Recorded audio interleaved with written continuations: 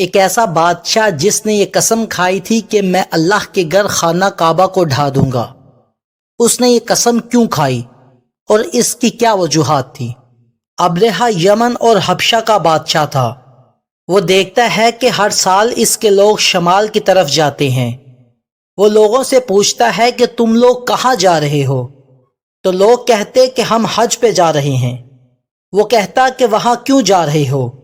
لوگ کہتے کہ وہاں اللہ کا گھر خانہ کعبہ ہے۔ تو وہ کہتا کہ میں تمہارے لیے ایک گھر بناؤں گا جو تمہارے گھر خانہ کعبہ سے کہیں زیادہ بہتر ہوگا۔ چونکہ ابرہہ ایک عیسائی تھا، اس لیے اس نے یمن کے شہر صنعاء کے اندر ایک بہت بڑا کلیسا تعمیر کروایا، جو بعد میں عیسائیوں کا سب سے بڑا کلیسا بن گیا۔ لہٰذا وہ مسلمانوں سے کہتا کہ اب تمہیں حج کرنے کے لیے ہر سال یہاں آنا ہوگا، کیونکہ وہ چاہتا تھا کہ وہاں پر میلہ لگ جائے۔ اگلے سال جب لوگ عبادت کرنے کے لیے اور بہت سی کاروباری وجوہات کی بنا پر جب یمن کے لوگ پھر سے حج کرنے کے لیے کعبہ کی طرف گئے تو اسے بہت غصہ آیا، جبکہ قریشیوں کو یہ بات ناگوار گزری۔ چنانچہ قریش کے قبیلے بنو کنانہ کا ایک شخص آپے سے باہر ہو گیا اور اس نے صنعاء کا سفر کیا اور ابرہہ کے گرجا گھر میں داخل ہو کر پیشاب کر ڈالا، اس کے در و دیوار کو نجاست سے آلودہ کر دیا۔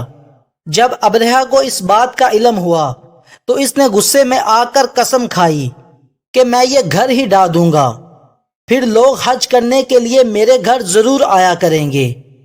وہ کہنے لگا کہ میرے پاس بہت بڑا ہاتھی ہے اور میرے پاس اتنی بڑی فوج ہے، لہٰذا ہم اپنی فوجوں کے ساتھ آگے بڑھیں گے۔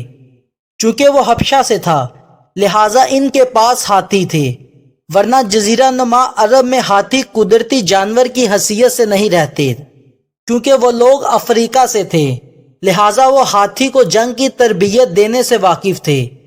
مورخین نے لکھا ہے کہ جب ابرہہ اپنی فوج کے ساتھ کعبے کی طرف روانہ ہوا تو اس کے پاس 8 ہاتھی تھے، لیکن کچھ مورخین نے کہا ہے کہ اس کے پاس 20 ہاتھی تھے، لیکن بیشتر روایات کہتی ہیں کہ وہاں صرف 1 ہاتھی تھا اور باقی بہت سے اونٹ تھے، لیکن کچھ مورخین کہتے ہیں کہ وہاں ہاتھیوں کی ایک بڑی فوج تھی، جبکہ قرآن پاک 1 ہاتھی کا ذکر کرتا ہے۔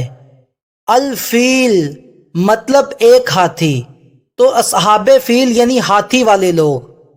جب ابرہہ نے مکہ المکرمہ کی طرف چڑھائی شروع کی تو وہ طائف کے قریب پہنچا تو اس نے اہل مکہ کے سردار کے پاس ایک قاصد بھیجا کہ ہم تم سے لڑنا نہیں چاہتے، ہم مکے کے اندر آ رہے ہیں، ہم صرف کعبہ ڈھائیں گے اور واپس چلے جائیں گے۔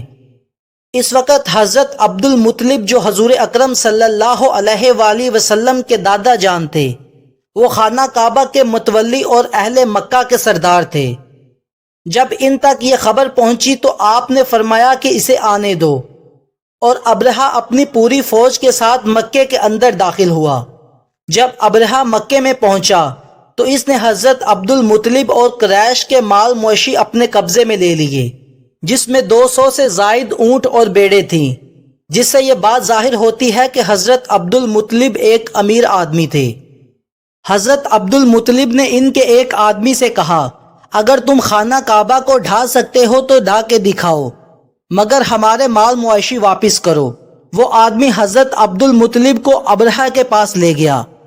عبد المطلب ایک زبردست اور رعبدار شخصیت کے مالک تھے، جبکہ آپ کی شخصیت اتنی رعبدار تھی کہ آپ کو دیکھتے ہی پتہ چل جاتا کہ آپ ایک سردار ہیں۔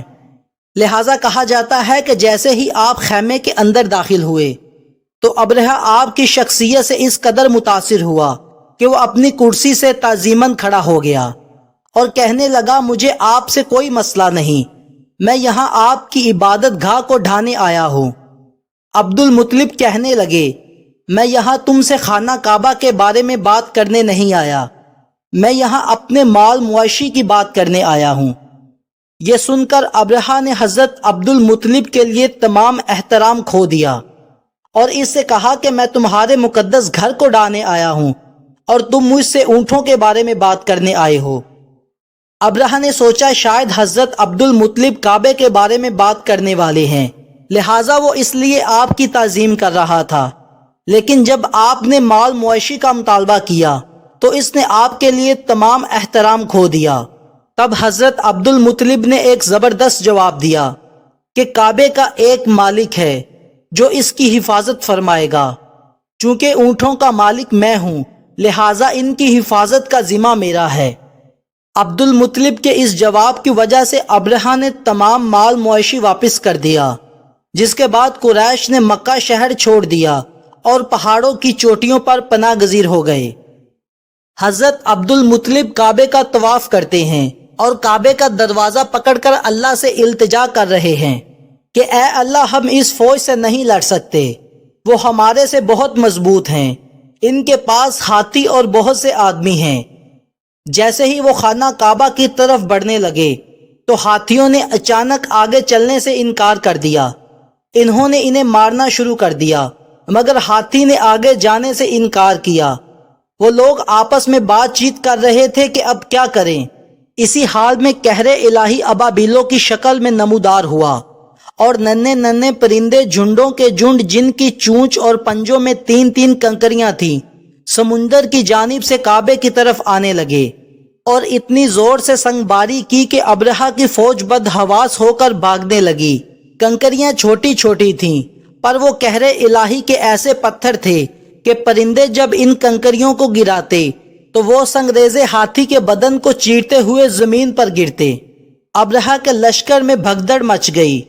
ابابیلوں کی سنگباری اللہ کے قہر و غضب کی ایسی مار تھی کہ جب کوئی کنکری کسی ہاتھی کے سر پر پڑتی تو وہ اس آدمی کے بدن کو چیرتی ہوئی ہاتھی کے بدن سے پار ہو جاتی۔ ابرہہ کی فوج کا ایک آدمی زندہ نہ بچ سکا اور سب کے سب ابرہہ اور اس کے ہاتھیوں سمیت اس طرح ہلاک اور برباد ہو گئے کہ ان کے جسموں کی بوٹیاں ٹکڑے ٹکڑے ہو کر زمین میں بکھر گئیں۔ اس کے بعد عربوں میں قریش مکہ اور کعبہ شریف کی حمیت اور عظمت مزید بڑھ گئی، اور چند مہینوں بعد ہی اسی سال نبی کریم صلی اللہ علیہ وآلہ وسلم کی ولادت ہوئی، اور یہ سال عام کفیل کا سال کہلایا۔